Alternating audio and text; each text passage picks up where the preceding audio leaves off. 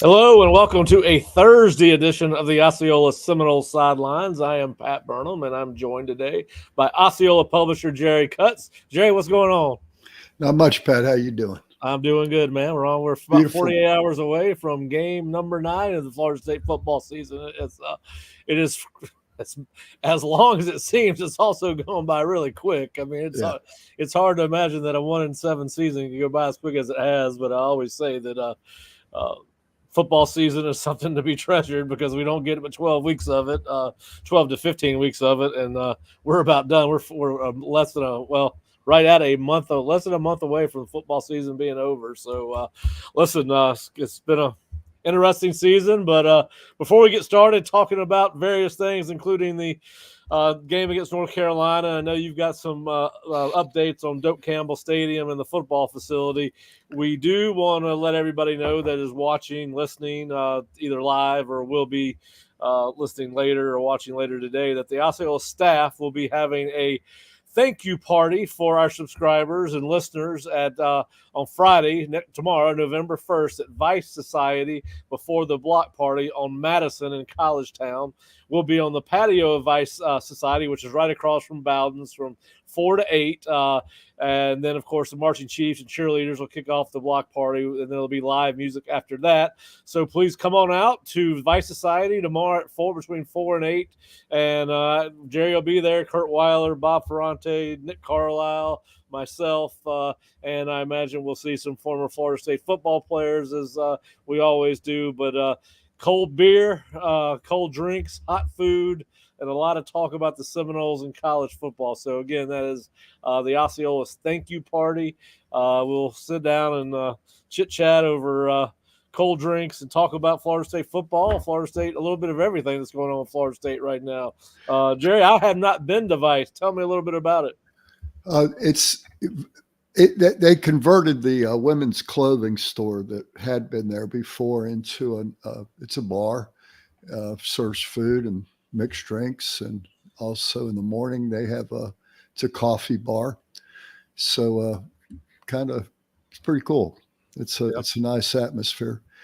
And right now I think we all need cold drinks and warm hugs. Yeah. Thankfully, we haven't got the winter weather yet. It's still nice in Tallahassee. If you're traveling for the game, it's supposed to be unbelievable conditions. I think it's going to be around 90 degrees today with the heat index, and it's supposed to be a nice day tomorrow from what I can gather. So we'd love to see as many people that want to come by and say hello down there and just talk a little bit, have a little bit of fun, and I think it'll be a good time for everybody. But I have not been down there since since the last time we had a gathering, which was when it was at the right across from Cush's. So I know exactly what you're talking about. But yeah, that'll be a fun afternoon. Well, listen, this is, and we'll obviously remind people before we get off. Well, Jerry, we do have a game on Saturday. Florida State 1-7 against 4-4 North Carolina.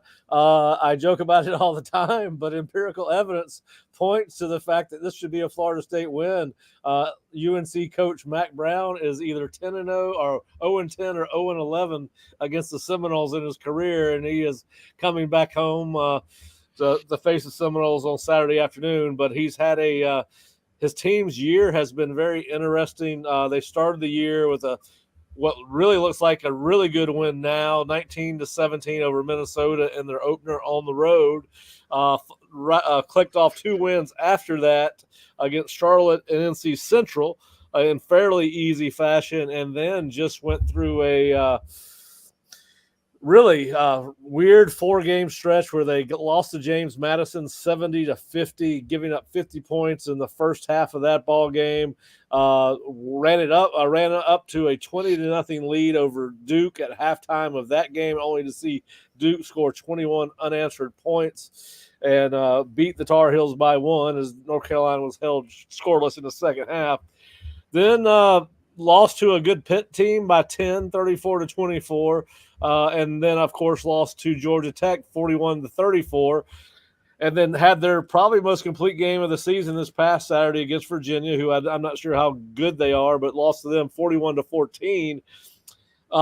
Jared, I really don't know what to make of this football team. I listened to Mac talk on Monday, and he sounded if you would have changed his voice, you would have thought you were listening to Mike Norvell, because he said a lot of the same things when comparing the two squads. He talked about the fact that they've had health issues at quarterback, as obviously Max Johnson, the son of Brad Johnson, started the season for North Carolina as their quarterback and was hurt, lost for the year against Minnesota. And then Connor Harrell came in and got dinged up. And so similar to Florida State that way. And he said something that sounded just like Mike. He said, what we're seeing during the weeks of practice has not been what we're seeing on Saturdays. He said, I always thought this team was a team that could get better and would get better as the seasons moved on. And I guess, if you're basing off their last game, which stopped a 4-game losing skid, they are getting better, but I don't know how good Virginia is. So this is one of those games, as I did my research, when you put all the factors together, it, like one of our listeners just said, this could be another very close game for Florida State, especially when you look at the two common opponents: Duke 21, North Carolina 20, Georgia Tech 41, UNC 34.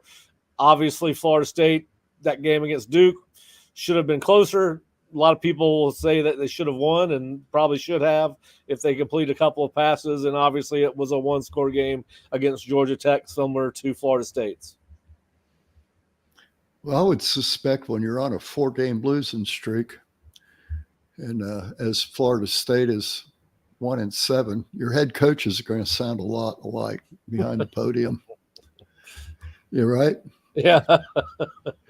Bad teams do bad things. And, yeah.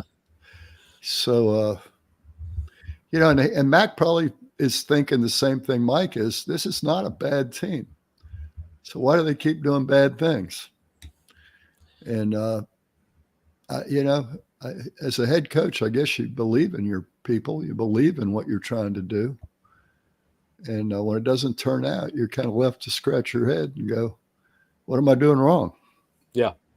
Yeah. Well, I think between both staffs, there's been a lot of head scratching, that's for sure. And I think some of the answers probably for both teams, really. I mean, at least with North Carolina, they're fighting for bowl eligibility to get to 6 wins. They've got 4 games to do it to win 2.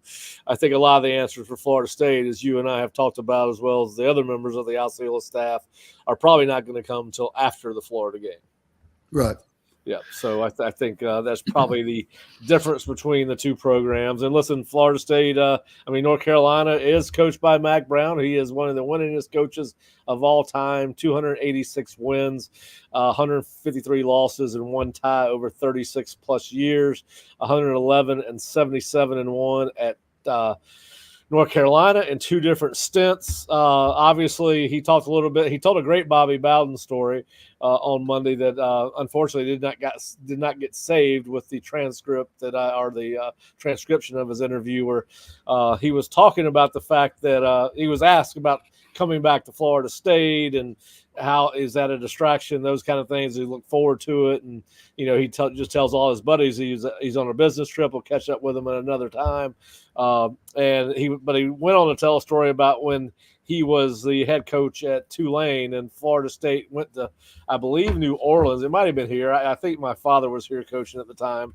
But long story short, Tulane took a 7-0 lead into after the first quarter, and the result of the game was 77-14 Florida State, and they ran a reverse. Now, you could tell Matt's getting older. He thought it was Anthony Carter that was played for Florida State. I think it might have been Hassan Jones or Jesse Hester or somebody Jesse like that. Hester, probably. But so Bobby ran a reverse in the fourth quarter to make it 77-14. And so Mac asked him why he would do such a thing, run up the score. And Bobby's answer to Mac was, well, back in 19 so-and-so, when I was a head coach at West Virginia, we were up 34-0 going into the fourth quarter. So I pulled all the starters and lose the game to Pittsburgh 35-34. And he said, I would never do that again. And he goes, plus, the next time you schedule me, Mac, you won't think you have a chance. So, and so anyway, Mac was, and he laughed about the story. So obviously, Mac's known of the Florida State program for a long time, played running back here. But anyway, I thought he was still has a sense of humor. I'm pretty sure that Mac was here when I was here in the 0-11 year. He was on that team with Billy Sexton. They were teammates. So I don't know that Matt's ever won a game in that stadium as a player or a coach. Well, I feel it makes me feel better all the time. He was a transfer student, just like Billy was. Okay. All right. I did not realize that Max started out somewhere else. Yeah, he did. I think it was Vanderbilt. But I know his brother was a quarterback at Vandy, so it might have been that's where he was. Yeah. Watson was the quarterback at Vandy. Turned down Alabama to go to Vandy. Watson Brown tells a great story about turning down Alabama to go to Vandy. I know our listeners probably aren't interested in that, but if you ever get a chance, listen to Watson Brown's story about his father making him go drive to Tuscaloosa to tell Bear Bryant in person that he was decommitting. I think we would have a lot less decommitments these days if parents made their kids get in the car and drive to tell these coaches face to face. But anyway, so Max in his 6th year and the second redo of him leading the North Carolina program. Their offensive coordinator, for you familiar with SEC and Southern football, is Chip Lindsey's in his 2nd year, and then former Georgia Tech head coach Jeff Collins is his defensive coordinator, and obviously they've had some issues on defense this year, particularly in the James Madison game, but they are scoring pretty good. And Jerry, this is an interesting matchup for Florida State when you look at the North Carolina's offense versus the defense, because what they want to do is run the ball with running back Omarion Hampton, who's one of the best running backs in the nation. Has 2nd year in a row he's over 1,000 yards and still has 4 games to play. And why it's interesting to me is because of where they like to run the ball. 68% of Hampton's yards have been runs that have hit either the A or B gap. And 68% of his attempts have either hit the A or B gap, and 76% of his yards have ended up come off those runs, which is a substantial amount. And as, of course, we all know, watching the game on Saturday against Miami, and as we watch it against Clemson and Boston College and Georgia Tech, Florida State has a hard time handling the inside zone play. And I think the challenge for Florida State gets even a little bit more interesting when you look at the fact that the linebackers will have to pay attention in coverage, because North Carolina, 2 of their leading 3 target guys, their 2 tight ends are 1 and 3 in targets. So I think that could be interesting for Florida State. Now, the other part of this is they're not real great at protecting the quarterback, and if you can get some 3rd and long, force them into 3rd and longs, which the one thing Florida State does well on defense is pressure and sack the quarterback more so than probably anything else they do. So I do think it's an interesting their deal there for Florida State. What can they do to minimize the success in North Carolina's running game? The quarterback has won 1 game as a starter, Jacoby Criswell. He's very accurate underneath 10 yards, but after that, his completion percentage drops way off. He's a 57% completion percentage for the year. Adjusted completion percentage is 70% once you factor out the drops. But, I think Florida State has got a chance if they can keep these guys in 3rd and long and make them throw the ball, because he is 72% of passes of 10 yards or less, 56% between 11 and 20 yards, and 33% with passes of 21 yards or longer.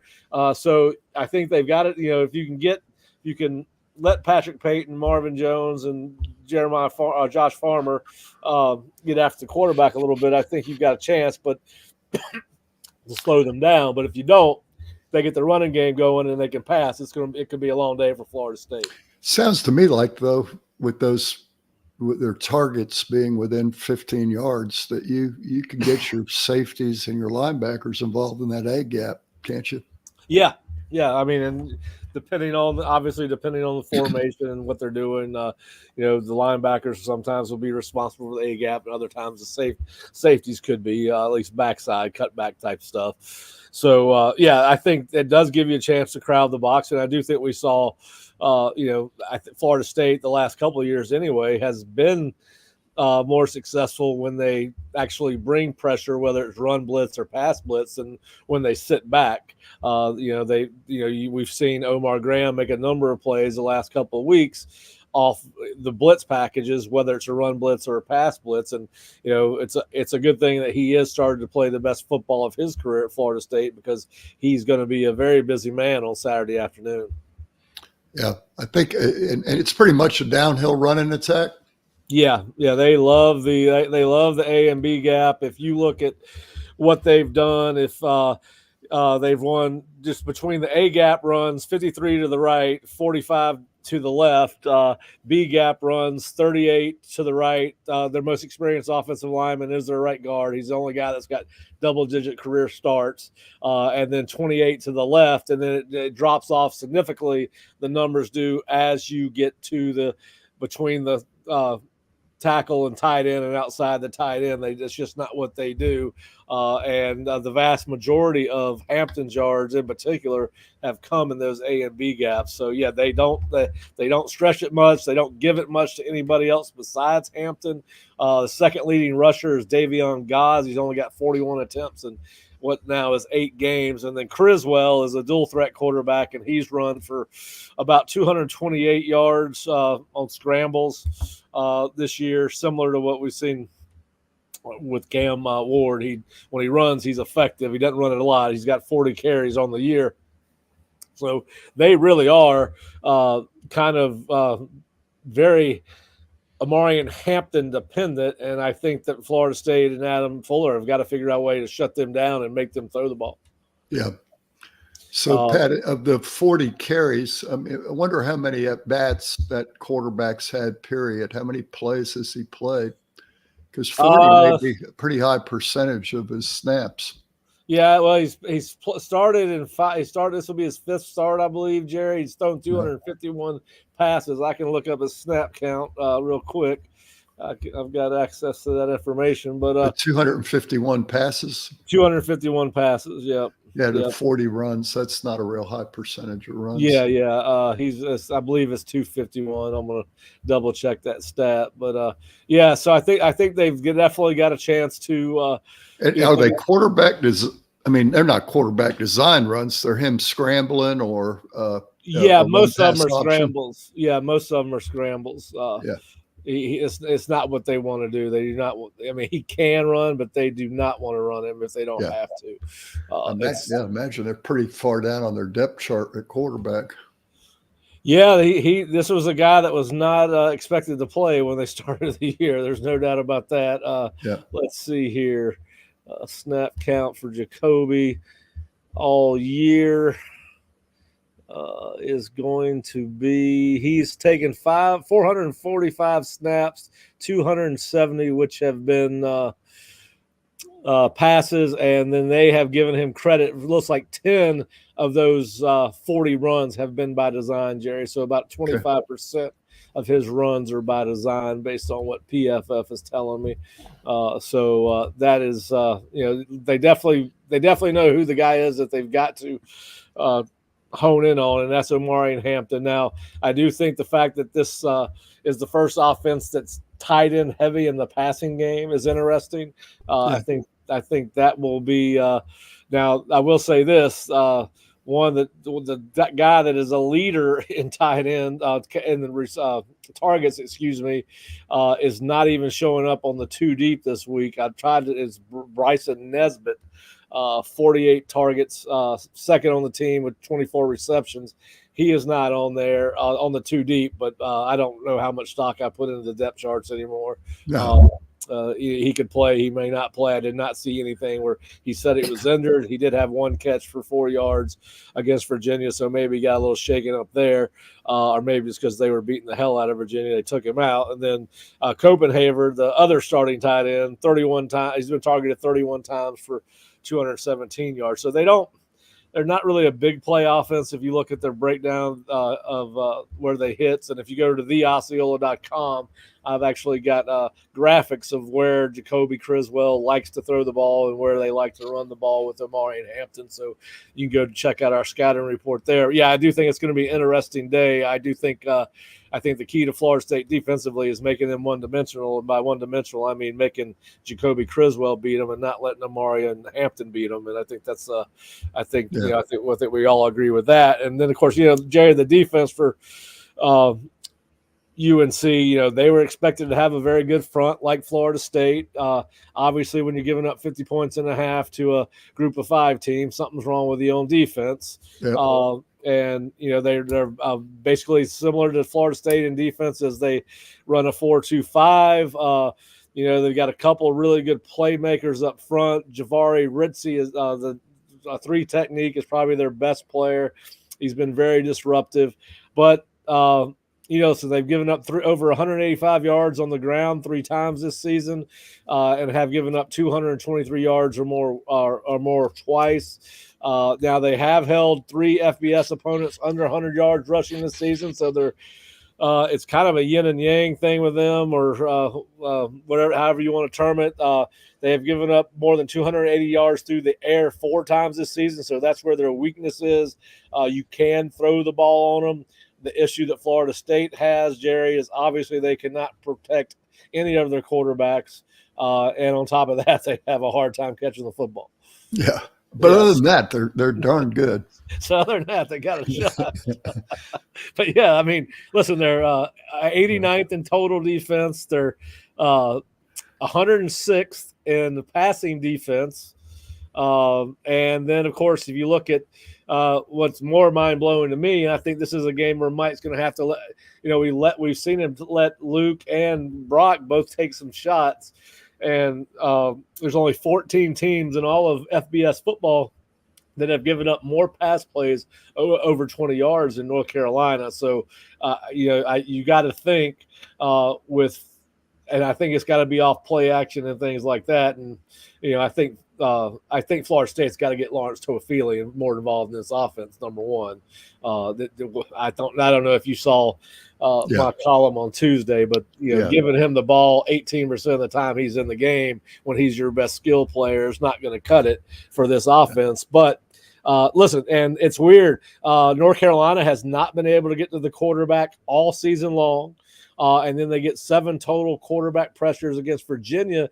And it's mind-blowing to think that almost 25% of their total pass rush pressures, Jerry, came in that one game.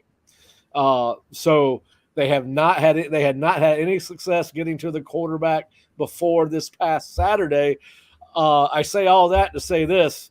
It's hard to get, if this was any other season and if we were seeing the optics any other way, it would be hard to pick against Florida State. I still think this is going to be a close game. You're at home. It's your last conference game of the year, and we keep on talking about, we see certain things for short periods of time in games, and I think sometimes we get enamored to the extent that you can call it enamored when we see them play against a team that I think everybody thought that Clemson and Miami were going to be blowouts, and at the end of the day, from a scoreboard, they weren't. When you look at total yardage and what they did on the ground, you might have to change that narrative a little bit, but it's just really hard. And then you add on to that Mac has never beat them, Florida State, either at Tulane or North Carolina. And it kind of makes you wonder if this is a game that Florida State can walk away with a win with. Not going to be able to walk. They're going to have to fight to get there. I mean, to me, it's very important to go over what North Carolina does for sure. It's very important information. But what it's going to come down to is Florida State not beating itself, which they have become the masters of doing. They've gotten really good at it. So, I mean, if like you say, this should be a close game. And we keep thinking, boy, if Florida State would just catch the ball better. Yep. If they would, just tackle a little better. They would do just basic things better. They win several of the games they've lost this year. But we're still waiting for that to happen. Yeah, I go back to, certainly the Duke game, I thought was a game that Florida State should have won. I mean, you're literally a couple of plays away. It's not like, I know everybody talks about they had a chance against Clemson. I'm not sure that they did. They kept the score close, which was great. Red zone defense was outstanding, as it was against Miami. But you didn't stop them at all. You gave up 16 of 20 scoring drives against those two opponents. But, I think some of the other teams, particularly, and there's one of the games, Memphis. Memphis was another game they should have won. So you're right. And I guess – I hate playing the shoulda, woulda, coulda game because then you have to do it for both sides, right? You got to go back and look at what those teams could have done better or should have done better or could have done better. But to your point, I as I told somebody going into last week, I think that this was it's a 3-win team at best going into the Miami game, but certainly 3 wins is a hell of a lot better than 1. Yeah. Yeah, I think that changed the optics of the season, right? I mean, it changes a little bit. I mean, I think you would feel a lot better about this team at the end of the year if they could eliminate the player substitution penalties and didn't drop as many balls. Just cleaned up some things you expect to have been cleaned up by the third game. Yeah. And listen, here's the other thing. If you're 3-5 at this point, you're still selling a bowl game and all those things. You still got North Carolina, Notre Dame, Charleston, Southern Florida, and you're looking, well, hell, we may end up in Shreveport and get 15 extra practices out of this thing. So, listen, God forbid. I'm just saying, it would have, having played in the Birmingham Bowl when I was a member of South Florida staff, I'd rather Shreveport than Birmingham. Birmingham is not a place to be in December. No, we were there in '86. It was freezing cold. Yeah. Sleet. Yeah, the sun never comes out in Birmingham from about December till about the mid-February. I do remember that from my time at Sanford. But I don't know. I'm still going back and forth in this game. I did go to practice yesterday. It was not a great practice. I don't know if you were there on Tuesday, Jerry. I was. And here's the thing. You know this from playing football, and I know this. I'm a little hesitant to read any too much into what I see at practice for a lot of reasons. But at this particular time of the year, I don't care if this team was 7-1. Going through practice in the week 9 and 10 and 11 and 12 of the football season is a monotonous chore. And I can remember going to one of my coaches say about week 9 of, I want to say it was high school. I don't think it was college. And I was like, how many times do we have to run 38 and 39 trap? I said, I can't miss that block to save my life. And it was the end of the seasons were always drudgery. And it wasn't about effort. It was about just the mental and physical grind. So I don't know how much to read into that. I mean, I think the natural thing to do, particularly when there's a lot of pessimism around the program, is to see a bad practice and say, well, this is because they're 1-7. I don't know. I agree. I mean, I was at the Tuesday practice, and I've been amazed by the fact that the practices have as much energy and all that as they do. I'm amazed to the point that I've begun to believe it's a problem. I mean, why aren't people pissed off? I mean, why you don't expect it to be business as usual, right? But it's been, and this is the weirdest season I've ever been through.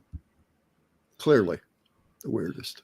Well, I think it's one of those things, Jerry, and I'm not excusing anything that's gone on this season. As you well know, I've been probably as critical as I've ever been about a football season in my life. I think it's our job to try to tell the story of this season through our eyes and our, obviously that's done through our past experience. But,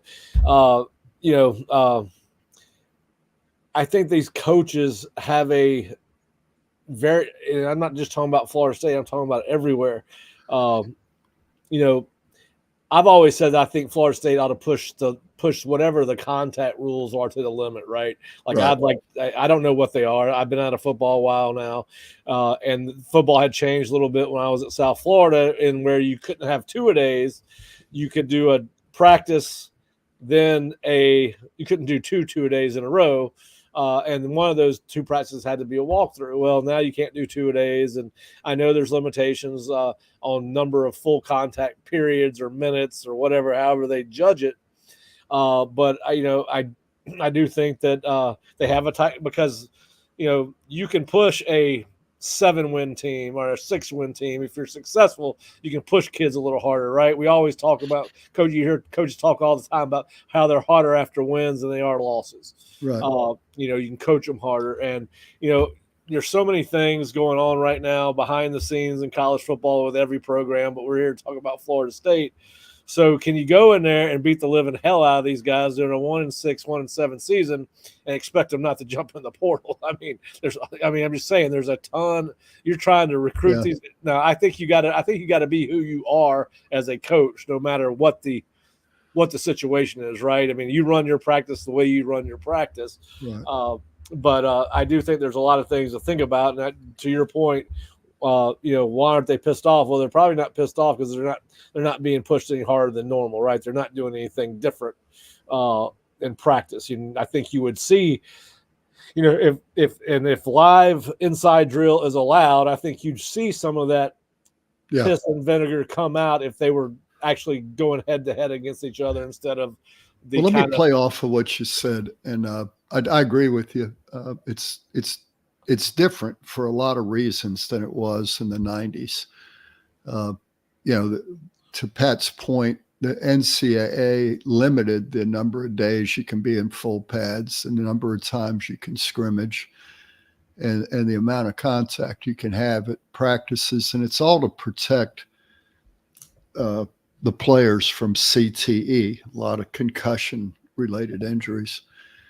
And I think one of the things that has gotten eliminated in that process, to Pat's point, is you used to see a lot more contact drills, where it would be goal line drills were the best against best on the goal line, or ones against twos on the goal line, and it'd be full speed, full contact tackling to the ground.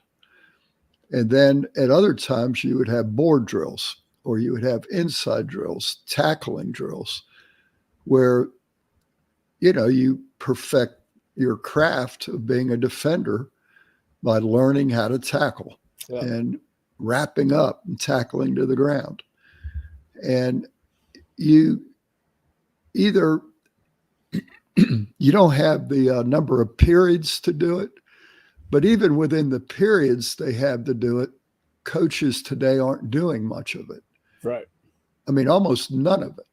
And they'll practice tackling drills without wrapping up and tackling to the ground. And so as you look across college football, you see some bad tackling at most schools. Now, some schools, right? But at some schools you don't. And I don't have the benefit of being able to go watch Georgia practice or Alabama when Saban was there. But clearly, there are teams out there that are doing a better job of wrapping up and getting them on the ground than we are right now. And I don't know how their practice is different. Yeah. And I think that's what Pat's talking about, where you're not getting tough on the players. It's not like you're mad at them and you want to get tough on them or make them tougher. But tackling requires toughness. It requires tough drills. And so if you want to get better at it, you have to practice it. And I was having a conversation yesterday with Mickey Andrews about it. It was on Tuesday, about the thud drill, back when he would have thud. And, you knock them on the ground when you thud them, but you're not wrapping up.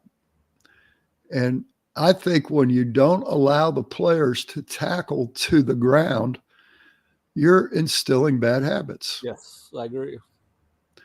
And so it's not just that you're not improving. I think in a way you're almost getting worse.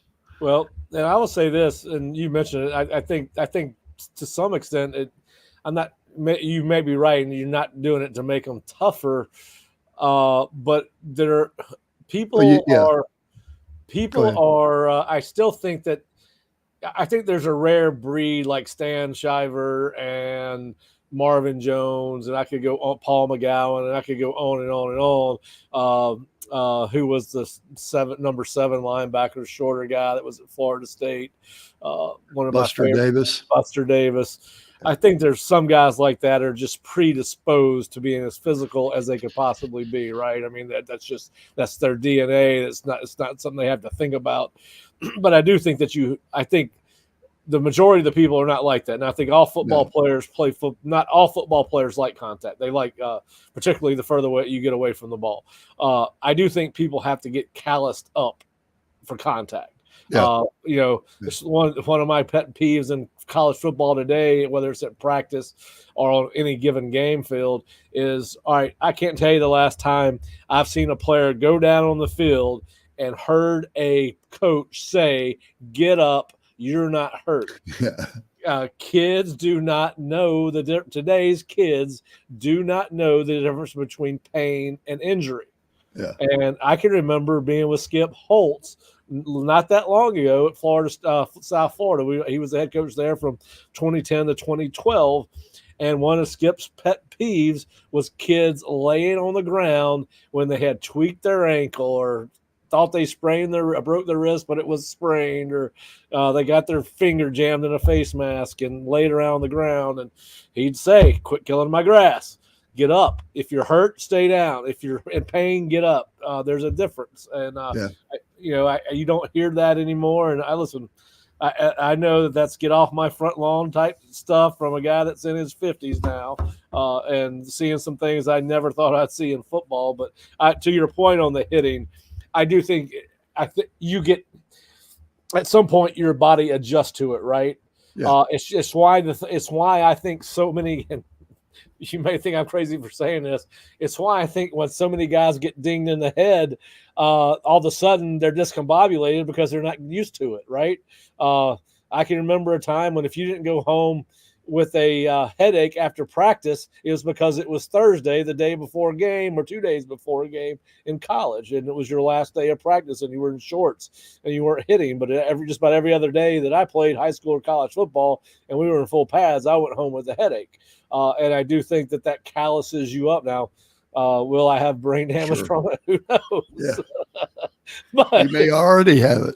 Yeah, that explains a lot. I forget a lot of things, and I'm still relatively young to forget some of the things that I forget. But yeah, I do think that's part of it. And listen, I know, obviously, Coach Andrews and my father coached together for a long time at several different places.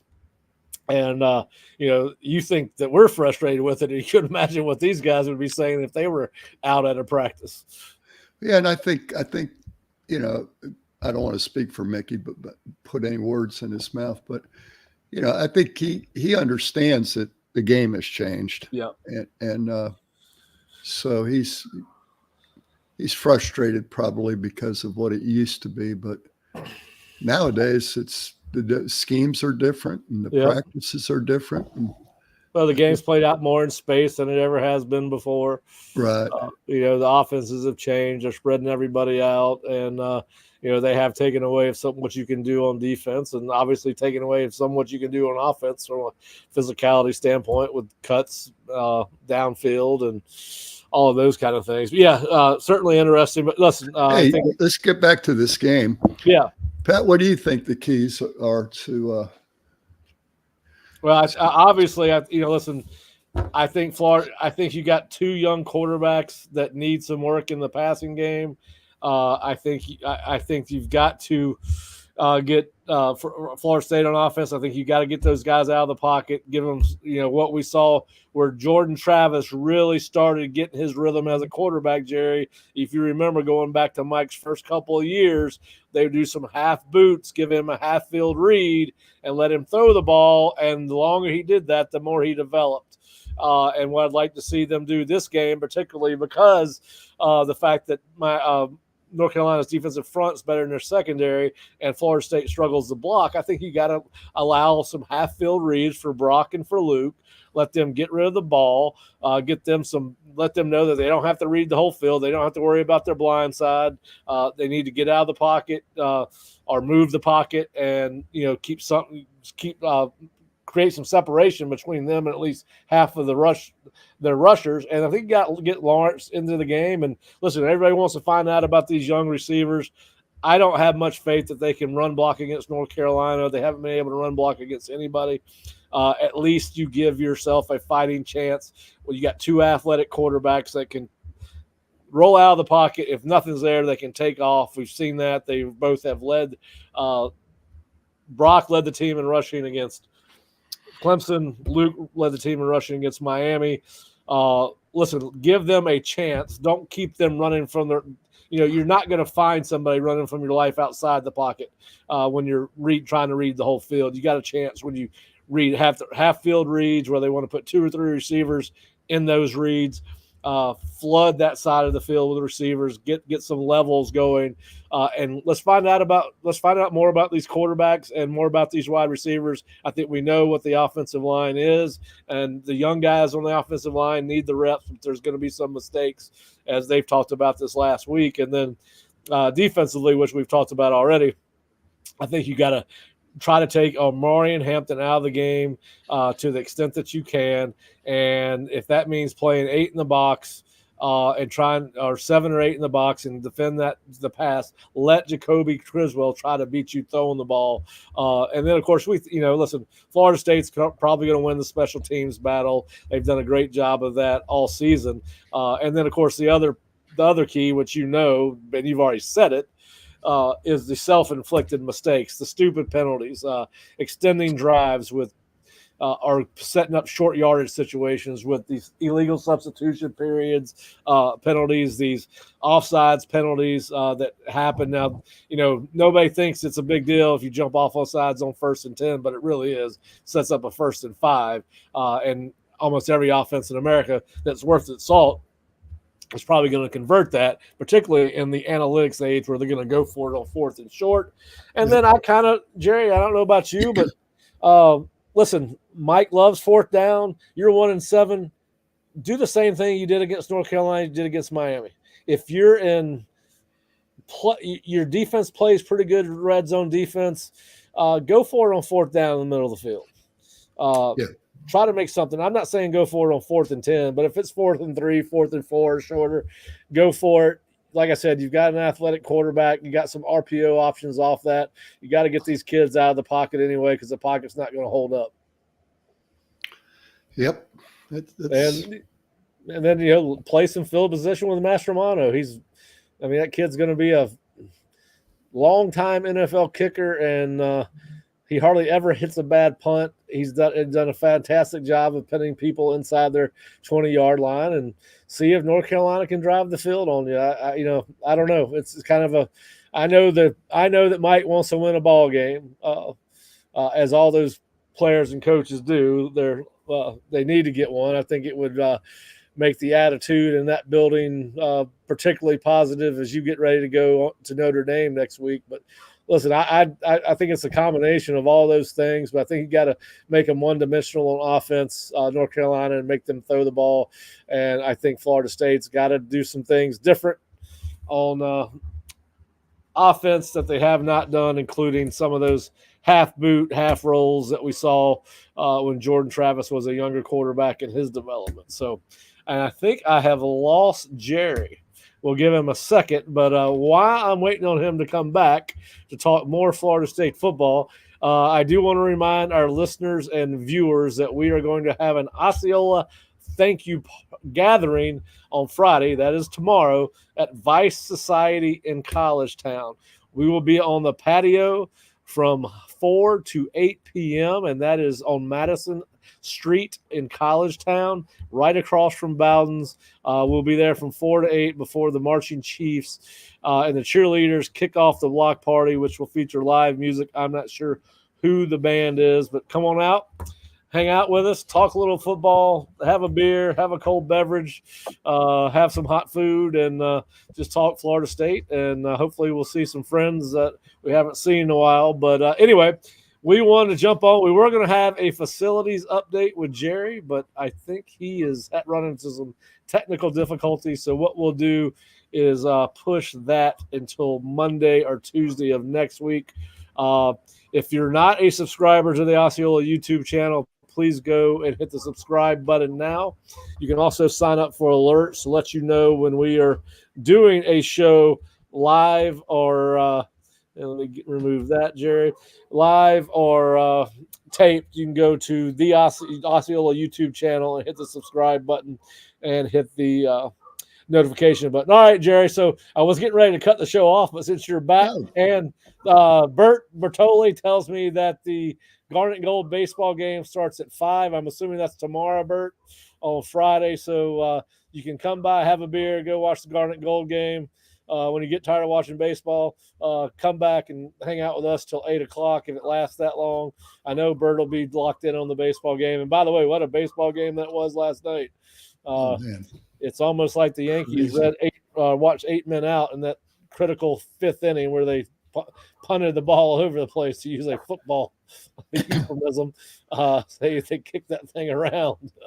But I had a $5 parlay on the Jacksonville State Gamecocks beating Liberty Flames and the LA Dodgers beating the New York Yankees. So my little Brickyard lunch special was paid for by the Dodgers last night. It cost $6 to get a 2-slicer from Brickyard Pizza. So the Dodgers paid for that. $1 won me 6. So what a weird game that was. Good. That was a weird game. That was a weird. The baseball playoffs this year were fantastic, and of course, I think the biggest thing they've done that's gotten my interest back in the game is the pitch clock, because it's not a stagnant sport anymore. You are going. But all right, Jerry. So what I was telling people is one of the reasons you were on was to talk, other than talk North Carolina and the program.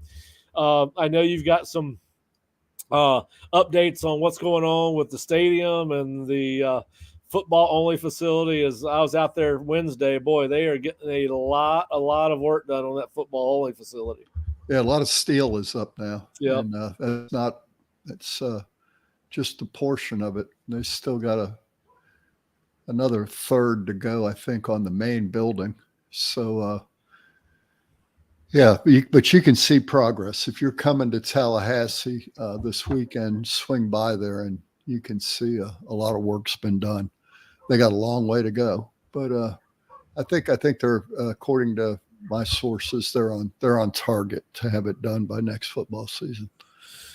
The stadium project itself is also progressing. In between games, they're building a lot of block being laid for bathrooms and concession stands underneath the stadium.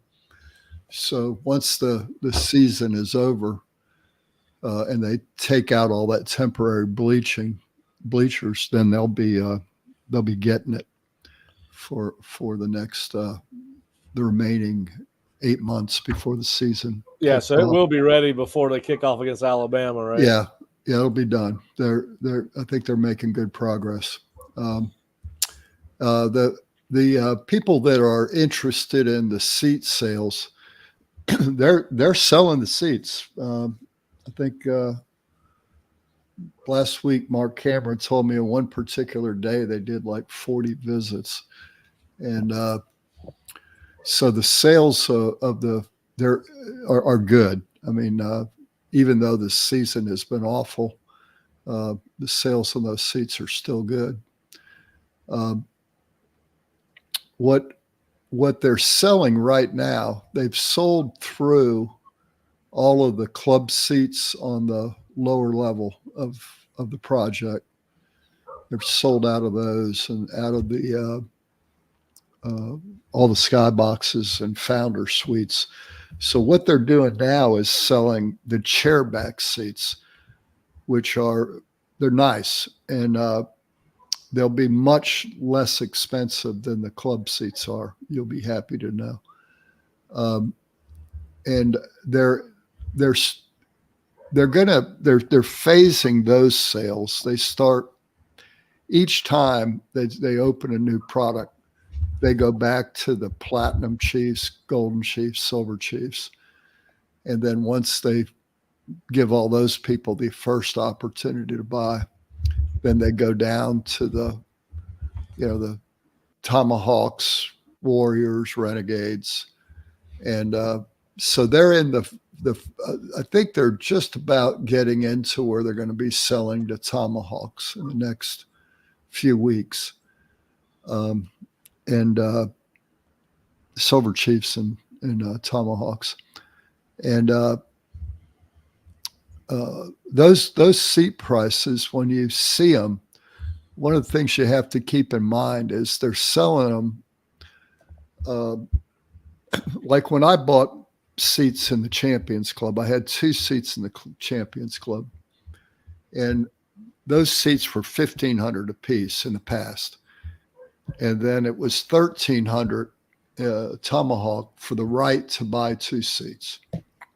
So I was paying $4,300 for 2 seats. In the new plan, they increased the price of the seats to $2,000 each, but it includes your booster contribution. So this is going to seem weird to some people when you hear this, but instead of me paying $4,300 for my 2 seats and as a Tomahawk, all I pay now is the $4,000, and it includes $1,000 of it goes to my seats, $500 each, and then $3,000 is credited to my booster contribution. So I'm actually paying $300 less for the same 2 seats. And so when you start to hear prices on the chairback seats, understand that it includes your booster contribution. So, Pat, I think you were there when Karen was, our friend Karen Ellis, Steve Ellis's wife, was going to her visit. And she thought that they were going to give her a price, and then she had to pay her booster contribution on top of that. And so somehow or another, that message hasn't been as well communicated as it will be once you get into the sales presentation. They'll make that very clear once you're in there. So the prices aren't as bad in the club seats. It's kind of shocking when you heard how much the contribution requirement was. But in the chairbacks, it won't be near that. And what were you going to say, Pat? I was. What is the revised capacity of the stadium going to be when they're done? Michael Alford says it'll be 70,000, and so that's the number I'm going to go with until I hear otherwise. My math would have it closer to 65,000, but I don't have the knowledge he's got, on this new project. Yeah. So it could be 70, but it'll be somewhere in between there, 65 and 70.